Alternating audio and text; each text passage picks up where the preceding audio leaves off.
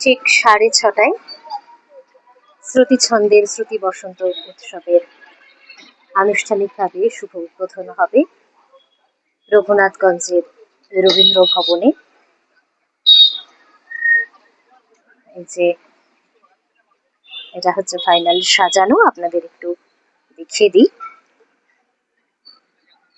আলো দিয়ে সাজানো হয়েছে, রাতে আরো ভালো লাগবে। বিজ্ঞাপন দিয়ে যারা সহযোগিতা করেছে তাদের ফ্লেক্স দুধারে সাজানো রয়েছে। শ্রুতিছন্দে শ্রুতি বসন্ত উৎসব সুন্দরভাবে নানা রঙের ছাতা পাখা ঘোড়া দিয়ে সাজানো রয়েছে প্রবেশপথটি। যে আমাদের অ্যাঙ্কার বহরমপুর থেকে চলে এসেছে তানিয়া।